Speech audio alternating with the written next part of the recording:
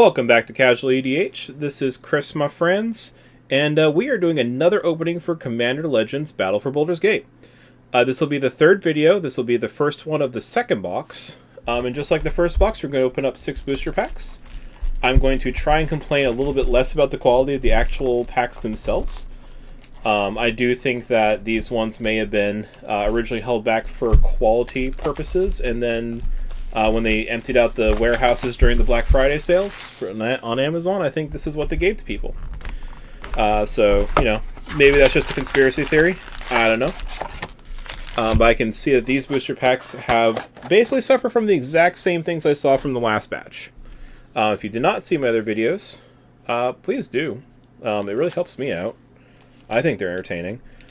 And they also explain what I was seeing. So, you know what, I'm actually going to pop these ones off to the side, so these will be the 6 I'm working from for this video. Get a little bit organized here. They are very difficult to open, so I'm using a friend to help me. His name is Exacto Knife. Alright. I'm not going to go through all the commons and uncommons by names. If I see something worth mentioning, I will shout out a name.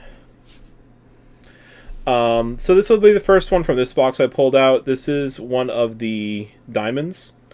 All the diamonds are 2 mana artifacts that come in the battlefield tapped. They tap for a color. There's one for each color in Magic.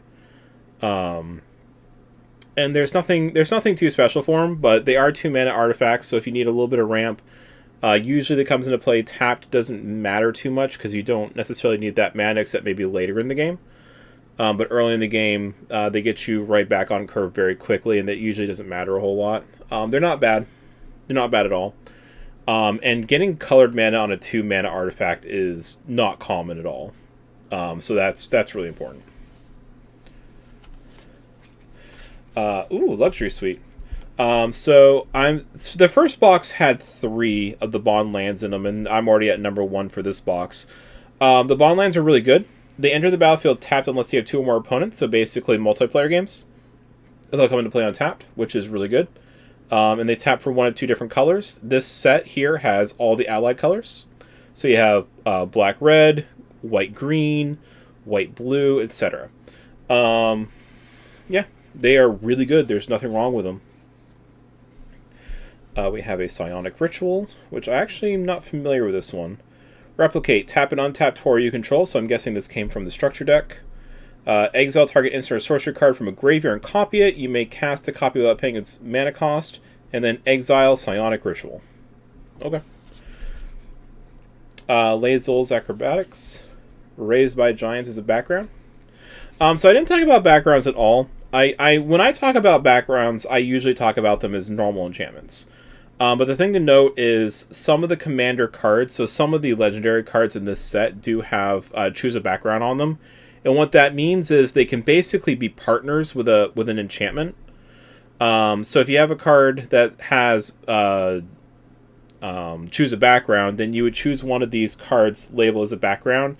It would be in your command zone like a creature, like a partner.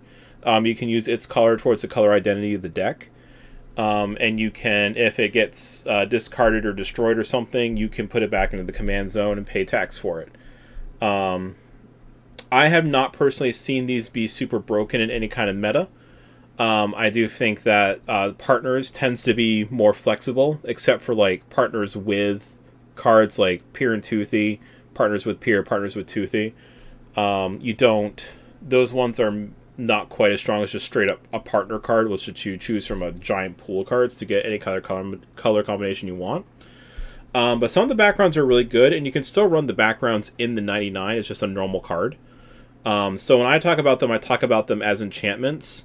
The mileage you get out of it will depend on whether it's one of your commanders or not, effectively. So just keep that in mind when I'm talking about them. Duke Ravengard, Tomb of Horrors Adventurer, and a squirrel. Everyone loves squirrels. There is one of the cards in this set that's been going up quite a bit in price lately. It's White Plume Adventurer, and if we get to it, I'll show it to you. Talk about it a little bit. But one of the things that's interesting about this set compared to like Forgotten Realms is they do still have the dungeon mechanic where you can go into the dungeon and get an effect for the rooms and then finish the dungeon and get an overarching effect. But this set also introduces the initiative, which is kind of like the Monarch. It's like you just get an effect on you, almost like an emblem that says if you have the initiative during your turn, you can go into the dungeon or move further along in the dungeon. But people can take it away from you through combat, just like Monarch. Initiative is better to me than most of the venture into the dungeon effects from like AFR. Just because it introduces a new mechanic that automatically goes off. You don't have to plan your deck as much around it. You can actually make it a little bit splashier. Like you can splash it into more things. I think it makes it more accessible. So I do like the venture, the initiative as a mechanic in general. So maybe we'll see something in here that will have more information about that. Fire Diamond. Corlesso Scale Singer. This is a pretty good one for a dragon deck. It's green and blue for a 1/4. You may look at the top card of your library at any time, which is always good. Just having more information about what's coming up is really good. And you may cast dragon spells from the top of your library. So sometimes it lets you utilize the top card of your library as an extra card in hand. Again, nothing wrong with that. I got a Deep Gnome Terramancer in the last box as well. It has Flash for a 2/2. It's 1 in white.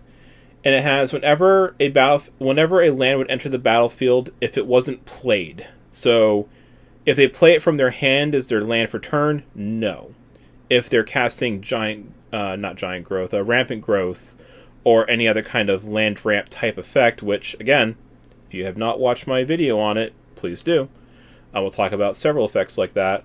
Then yes, it'll trigger it. And what happens is if they put the land into play without playing it, you can search your deck for a Plains card. Not a basic Plains, just a Plains card. And put on the battlefield tapped and shuffle. You can only do it once per turn. This one's really good just because it does not require a basic Plains. But its usefulness drops off later in the game. Late in the game, sometimes it just ends up being a flashable blocker. So your mileage can vary on it. I've heard quite a few people say this is like an auto-include. I don't necessarily agree with that. I think it depends on the colors you're playing and what you're doing with your deck. I do feel like a mono-white decks get generally better with a card like this. But if you're running any kind of green or something, I don't think it's necessary in any way, shape, or form. Elturel. Lae'zel. Lae'zel's interesting. And I probably said that name completely wrong, and I don't care. If you would put one or more counters on a creature... Sorry, this is a 3/3 for 3. If you would put one or more counters on a creature or planeswalker you control, or on yourself, put that many +1 of each of those kinds of counters on that permanent or player instead. This is really good for an Atraxa deck. Because you're typically playing like a Super Friends type situation. You want to get counters on to Atraxa herself. I know what I have recently changed her up to have a few effects to give shield counters or indestructible counters or things like that. So this lets you make copies of those and have multiples on them. Yeah, it's really good. And for 3 mana, it's so good. Earthquake Dragon. Did you ever want to cast a 10/10 flying trample for 15? It does cost X less, where X is the total mana value of dragons you control.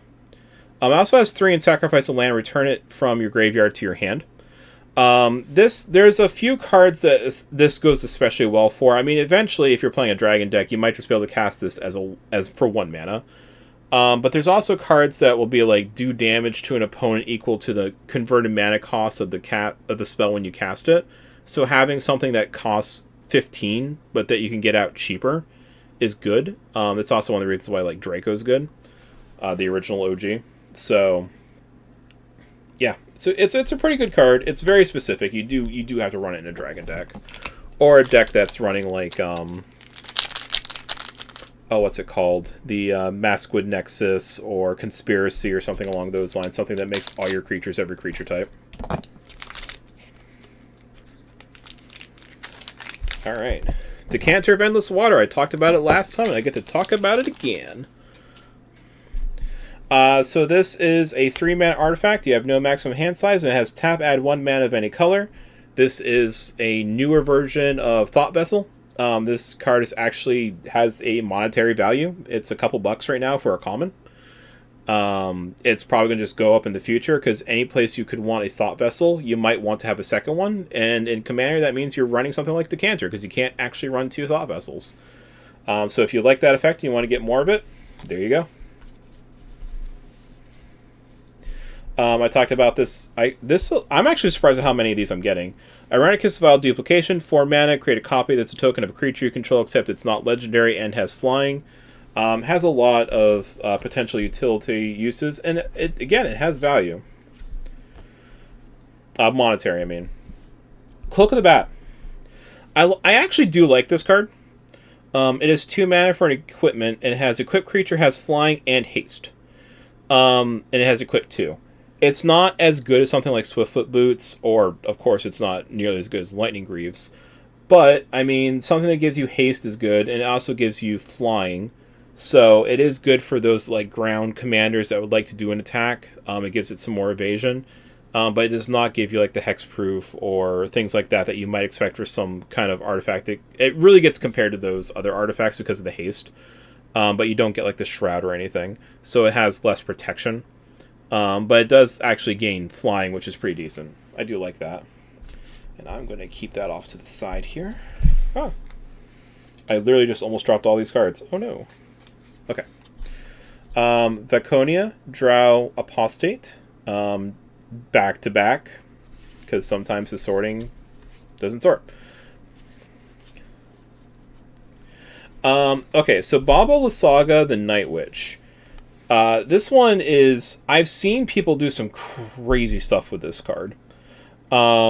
If you have, like an Ink Moth Nexus or a Blink Moth Nexus or something, you can just... Basically, it says sacrifice up to 3 permanents. If there were 3 or more card types among the sacrificed permanents, each opponent loses 3 life, you gain 3 life, and you draw 3 cards.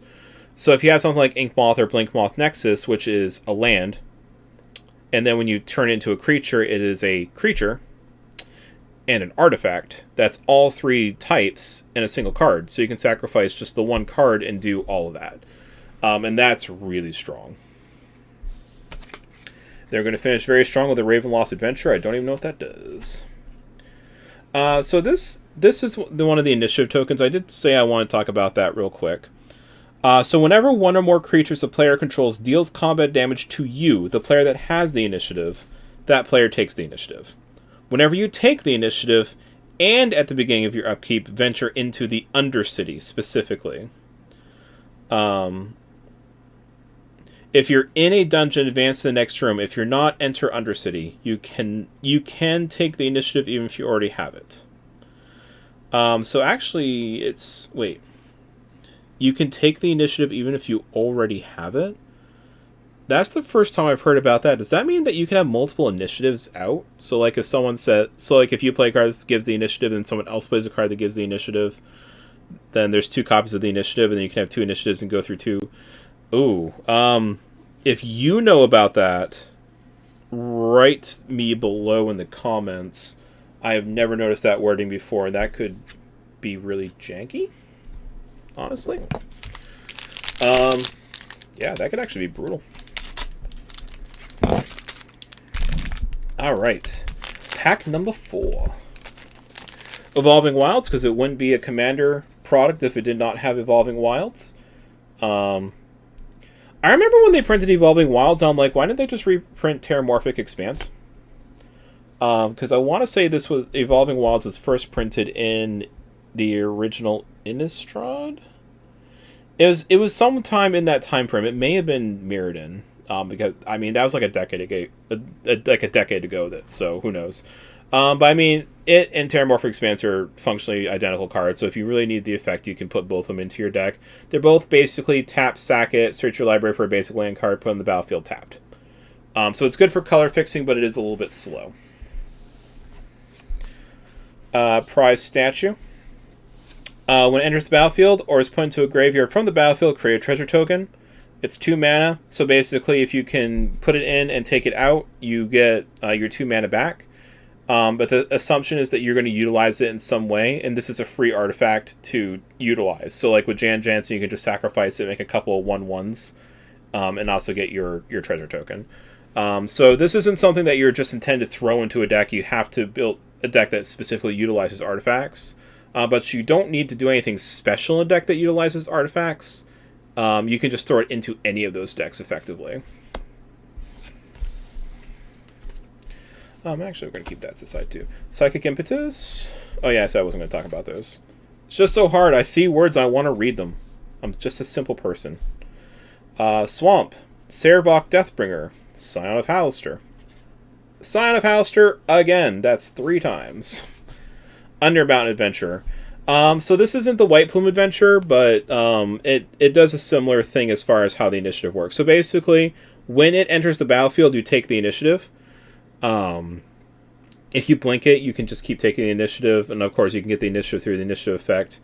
It is a 4 mana 3/4 that also has tapped, add 2 green. If you complete a dungeon, add 6 instead. So this guy really rewards you for finishing a dungeon. But because it's initiative based, you can only really finish the Undercity. So keep that in mind. Undercity is one of the larger ones. Burricos, Party Leader. Blade of Selves. John Irenicus, the Shattered One. Merkel. Oh, wow. Okay, well, speak of the devil. So this is White Plume Adventure. So this one I want to say, I had to take a guess and say it's Legacy that is the format that's playing this right now. I don't think it's being Commander. I've been seeing its price rise day after day after day. It's 3 mana for a 3/3 Orc Cleric. When it enters the battlefield, take the initiative. At the beginning of each opponent's upkeep, untap a creature you control. If you complete a dungeon, untap all creatures you control. So this is like a pseudo Seedborn Muse if you've completed a dungeon. It's not all permanents you control, but it is all creatures you control. I think if you put this in a deck, and oh, this one's damaged. I'll have to contact Wizards. I just realized right there, you probably can't see it, but you can see, even though it's a little fuzzy, you can see that little white spot. That's because the edge is worn off. But yeah, so I mean, I would run this in like a mana dork type deck, one that has a lot of creatures that tap or untap for mana, or just tap untap for effects. Actually, I'm thinking I might put this into my Jan Jansen deck, actually, because he likes to tap and do effects, and being able to untap them every turn is pretty good. I might have a home for that card. I think you're going to see it get... As I hear more about it going up in price, I feel like other people are hearing it going up in price, or taking a better look at the card. I think you're going to see that card's going to go up in value a bit more. But it is just a rare, so it's going to top off at some point. Again, I'm not going to really talk about commons or uncommons except for the very few. Fist, Strain's Thirst, Venture Forth. I'm not familiar with this one. Exile cards from the top of your library until you exile a land card. Okay. Put that card onto the battlefield and the rest on the bottom of your library in a random order. Exile Venture Forth with 3 time counters on it. Okay, and it gains Suspend 3. So you can suspend it for 2 mana, and it gains Suspend 3. And then it just keeps going for the rest of the game. That's interesting, but how long is a game of Commander typically? My pods... I mean, I like to think that we probably finish by turn 12. I feel that might even be a little long, but I like to think we finish by turn 12. So you might get to cast it like 3 times in a game, and a couple times it's like in the mid and the late game. I don't know. I'm not sold on that one. Glunch the Bestower. I don't like the card, but I like saying Glunch. Volo, Itinerant Scholar. Has a lot of text. I don't want to talk about that. I'm sorry. No, we'll talk about him for a second. I'm joking. So when it enters the battlefield, create Volo's Journal. It's a legendary colorless artifact token with hexproof, and whenever you cast a creature spell, note one of its creature types that hasn't been noted for this artifact. It has 2 tap, draw a card for each creature type noted for a target permanent you control named Volo's Journal. It also has choose a background if you're using him as a commander. That was a mythic. That was a mythic rare in the set. I don't know. Does that feel like that was a mythic strength? I mean, you think about some of the other mythics in the set. You have all the ancient dragons, and I tell you what, the power level for Volo versus one of the ancient dragons is less, to be completely honest. I talked about this last time too. Ingenious Artillerist is a really good card. It's a 3/1 for 3 that basically has a Reckless Fireweaver type effect. They effectively do the same thing. So it just gives you a second copy of the card that you can run in the deck. Alright. Island. Aranus. Lulu the Hollyphant. So, I played Baldur's Gate 1 and 2. I don't remember Lulu. So I don't know if that's like in the D&D campaign lore, like the tabletop stuff. When I say I played Baldur's Gate 1 and 2, I do mean the computer games. Yeah, I just don't know where that is in the lore. I don't remember there being a Hollyphant. Feywild Visitor. It's a glunch! Tinkali Hunter. I'm not familiar with this card either. Retrieve Prey, Sorcery. Exile target creature card from your graveyard until end of your next turn. You may cast that card. Interesting. So that's like a very specific like regrowth, kind of. You just have to make sure you cast it. And then you for 7 you can have a 7/7 trample with once during each turn you may pay 0 rather than pay the mana cost for a creature spell you cast from exile. Interesting. So you can put it out on the adventure to get a card from your graveyard that you can cast, and then if you can get him out on the next turn, you can cast that spell for free. There's a lot of awful specificity to that card. I don't know. Kindred Discovery is a good card. As it enters the battlefield, choose a creature type. Whenever a creature you control of the chosen type enters the battlefield or attacks, draw. Yeah, it's really good for theme decks, right? I ran it with my Layla deck, and of course I choose fairies and then just draw lots of cards. Zevlor, the Elturel Exile. Full Bramble Sovereign. These were getting up in price before the reprint, and then they just went down to nothing. It's a good card. It's a 4 mana for a 4/4. It has whenever another non-token creature enters the battlefield, you may pay 2. If you do, that creature's controller creates a token that's a copy of that creature. So technically, you can give your opponents copies of the creature. It's the reason why it's worded like that is because this was originally printed in Battle Bond, so it's assuming that you would be giving your partner copies of their creatures. You're not typically going to find a lot of reason to give your opponents creatures, though, in Commander.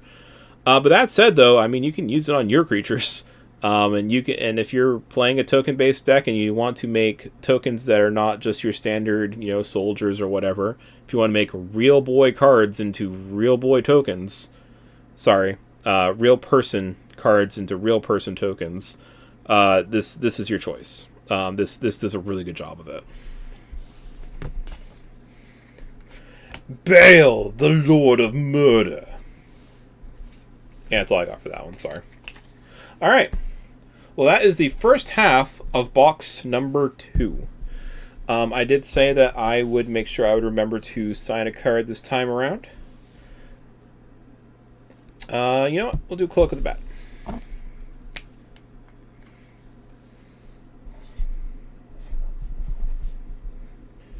I thought the silver would show a little bit better on that, but you can definitely still see it. And we'll put this guy back. All right. If you're still watching, thank you so much, and you have a good one. Like, comment, share, and subscribe. Bye.